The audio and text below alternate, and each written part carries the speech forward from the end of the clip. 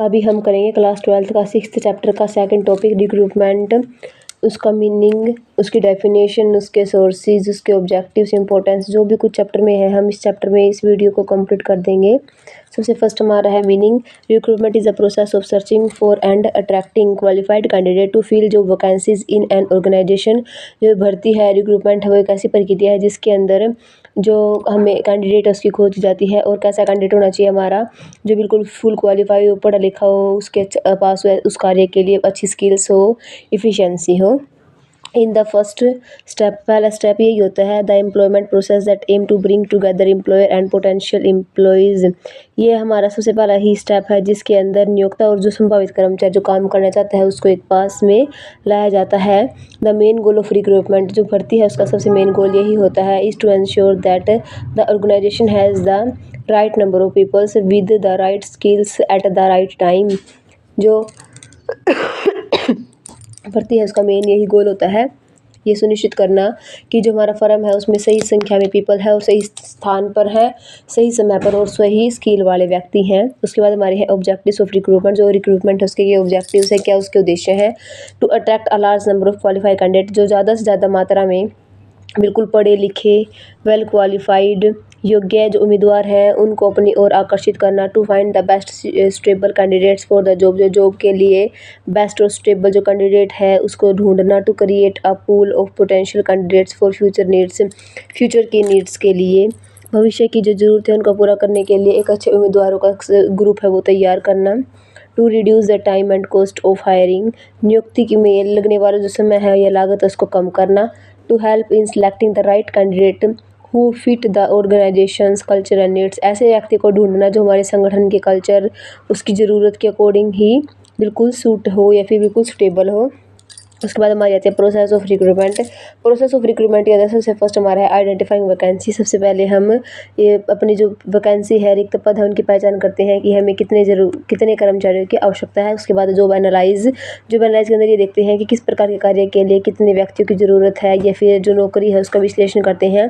Attractive candidate, उसके बाद हम अपने जो कैंडिडेट्स है उम्मीदवार जिनकी हमें ज़रूरत है उसको आकर्षित करने के लिए अगली प्रोसेस की जाती है जिसके अंदर हम एडवर्टाइजिंग वगैरह करते हैं या फिर एप्लीकेशन है, इन्विटेशन एप्लीकेशन है उनको लागू या फिर उनको अप्लाई करते हैं। उसके बाद हमारा रिसीविंग एप्लीकेशंस, जो कैंडिडेट्स हमारी तरफ आकर्षित हुए हैं, अट्रैक्टिव हुए हैं, वो मेल एप्लीकेशन देते हैं, उन एप्लीकेशन को हम रिसीव करते हैं।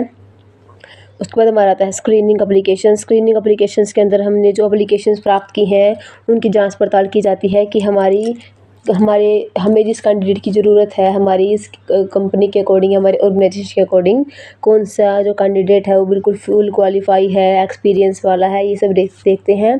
उसके बाद हम करते हैं सिलेक्शन प्रोसेस। सिलेक्शन प्रोसेस के अंदर हम चयन करते हैं जो हमने कैंडिडेट के डॉक्यूमेंट वगैरह देखे हैं, उसकी स्क्रीनिंग की है, उसको हम इंटरव्यू वगैरह लेते हैं, टेस्ट लेते हैं, फिर उसमें से जो बेस्ट कैंडिडेट है उसको सिलेक्ट करते हैं। उसके बाद हमारा आता है placement and orientation. Placement and orientation का मतलब होता है जो व्यक्ति हमने सिलेक्ट किया है उसको हम अपने फर्म में उसको बुला लेते हैं, प्लेसमेंट उसको वहाँ पर जॉब दे देते हैं और उसको अपनी जो कंपनी है कंपनी के साथ उसको इंट्रोड्यूस करा देते हैं। ये हमारी इसकी प्रोसेस रिक्रूटमेंट की। उसके बाद हमारे आते हैं सोर्सेज ऑफ रिक्रूटमेंट। रिक्रूटमेंट के सोर्सेज या फिर स्रोत कौन कौन से है, फिर हम भर्ती कैसे कैसे कर सकते हैं, उसके कौन कौन से स्रोत हैं। सबसे फर्स्ट हमारा है recruitment source are the channels through which an organisation attract potential candidates. जो भर्ती हुई एक ऐसी प्रक्रिया है जिसके थ्रू एक संगठन अपनी ओर आकर्षित करता है संभावित कर्मचारियों को या फिर बिल्कुल योग्य कर्मचारियों को। These sources are broadly classified into two category. जो ये सोर्सेज स्रोत इनको दो भागों में बांटा गया है, एक तो हमारा इंटरनल सोर्स, एक है एक्सटर्नल सोर्स। इंटरनल सोर्स का मतलब होता है अंदर से ही आंतरिक स्रोत, और एक्सटर्नल का मतलब होता है बाहरी स्रोत। इंटरनल सोर्सेज ऑफ रिक्रूटमेंट, जो आंतरिक सोर्स है, आंतरिक स्रोत है भर्ती के, वो कौन कौन से हैं। Internal sources refer to the recruitment of employees from within the organisation. मतलब जब हम भर्ती को अपनी कंपनी के अंदर से ही कर लेते हैं कर्मचारियों की भर्ती, तो वो हमारा इंटरनल सोर्स ऑफ रिक्रूटमेंट कहलाता है। हम अंदर से ही कैसे कर लेते हैं।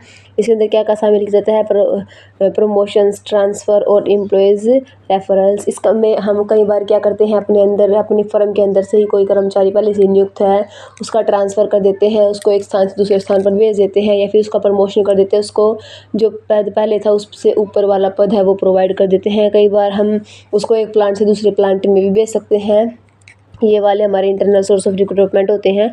Merits of internal source of recruitment, जो इंटरनल सोर्स ऑफ रिक्रूटमेंट है, आंतरिक भर्ती का स्रोत, उसकी क्या मेरिट्स हैं। फर्स्ट है इकोनॉमिकल एंड टाइम सेविंग, इससे हमारा जो समय है वो भी बचता है और हमारे जो पैसे की लागत है वो भी इसमें कम आती है।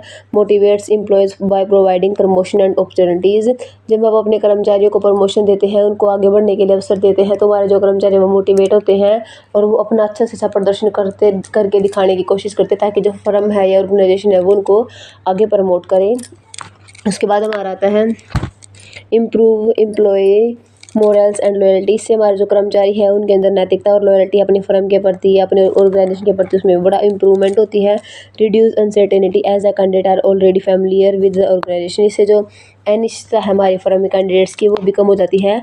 अगर हम अपने कर्मचारियों के साथ अच्छा बिहेव करेंगे और उनको आगे बढ़ने का मौका देते रहेंगे, तो फर्म के साथ वो एक फैमिलियर जैसा, मतलब एक पारिवारिक संबंध है अपने जो कैंडिडेट उनके साथ बन जाता है। Increase job security and satisfaction, से जो जॉब की सिक्योरिटी है, सुरक्षा है, और जो सेटिस्फैक्शन संतुष्टि लेवल है इंक्रीज़ होता है।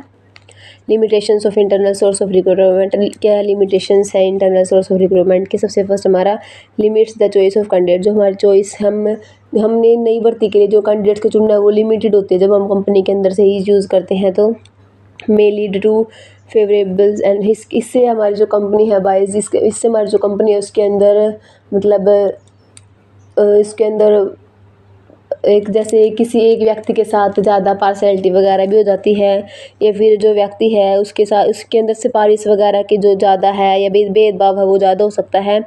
क्रिएट्स कॉन्फ्लिक्ट अमंग एम्प्लॉयज, जिससे हमारे जो एम्प्लॉयज उनके बीच में तनाव भी रहता है, क्योंकि हर बंदा ये सोचता है कि मैं अपना बेस्ट दे रहा हूँ, हर बंदा सोचता है कि मेरा प्रमोशन हो, इससे जो उनके बीच में तनाव है वो भी पैदा होता है। Prevents the entry of new talented and fresh idea, जिससे जब हम कंपनी के अंदर से ही भर्ती करते हैं तो नए टैलेंट और फ्रेश आइडियाज़ हमारी कंपनी में वो भी नहीं आ पाते, नई टेक्नोलॉजी नहीं हमें मिल पाती। May lead to inefficiency, it promote employees are not competent, कई बार हम जिस एम्प्लॉय को प्रमोशन दे देते हैं कई बार वो प्रमोशन के लायक नहीं होता, तो इससे जो हमारा कार्य है उसमें दक्षता भी नहीं आती। उसके बाद हमारे आते हैं external source of recruitment. External source of recruitment के मतलब होता है अपने फर्म के बाहर से व्यक्तियों की भर्ती करना। External sources refers to recruiting employees from outside the organizations.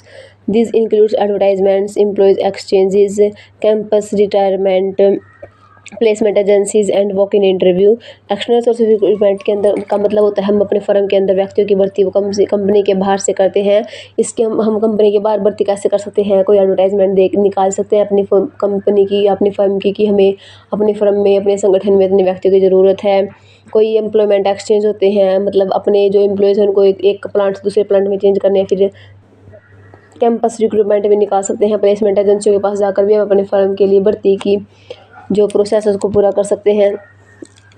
उसके बाद हमारे आती है merits of external source of recruitment and limitations. Merits के अंदर सबसे फर्स्ट से बोला है, इससे हम अपने व्यक्तियों को जब चूज़ करते हैं नई भर्ती के लिए तो हमारे पास एक बहुत ही बड़ी क्वांटिटी में, बहुत ही बड़ी मात्रा में कैंडिडेट्स होते हैं जिनमें से हमें सेलेक्ट करना होता है। इससे हमारी कंपनी में नए आइडियाज़, नए नए नवाचार, इनोवेशंस हैं अपने संगठन को वो मिल जाते हैं। ये हमारी हेल्प करता है बाहर से अच्छी क्वालिफाई वाला अच्छा कैंडिडेट बंदा अप्लाई करना, जो बिल्कुल पॉजिटिव होता है हमारे फर्म की उस पोस्ट के लिए, हमारे संगठन की उस पोस्ट के लिए। Promotes healthy competition among employees, इससे हमारे जो कर्मचारी हैं या फिर जो हमारे एम्प्लॉयज़ हैं उनके अंदर एक हेल्थी कंपटीशन है वो बना रहता है, उनके बीच में तनाव भी नहीं रहता। लिमिटेशंस क्या हैं, ये बहुत ही लंबी प्रक्रिया है, बहुत ही खर्चीली प्रक्रिया है। जब नया कोई भी एम्प्लॉयज़ है फर्म में आता है तो उसको एडजस्ट होने में टाइम लेता है, जो हमारे ऑर्गेनाइजेशन में थोड़ा सा जो काम में डिले है वो हो सकती है। Reduces morals of existing employees if they are not consider, कई बार हम जिस एम्प्लॉयज़ को क्या मतलब कई बार हम उसको देखते हैं और जिसको हम रख लेते हैं, कई बार वो हमारी कंपनी में वो उस कार्य के लिए स्टेबल भी नहीं होता। इससे हमारी जो कंपनी है उसमें जो अनस्टेबिलिटी है वो भी बनी रहती है। और ये बहुत ही लेंथी प्रोसेस है। कई बार हम जो स्टाफ हमारा जो हाँ, ये भी होता है, इससे हमारी जब हम बाहर से भर्ती करते हैं तो अंदर वाले जो व्यक्ति हैं हमारी फर्म के अंदर ही है, जो वो प्रमोशन न मिलने के कारण या फिर उनका जो लेवल है वो इंक्रीज़ ना होने के कारण उनके बीच में मनमुटाव भी रहता है और वो डिसैटिस्फाई भी रहते हैं। ये हमारी एक्सटर्नल सोर्स की लिमिटेशन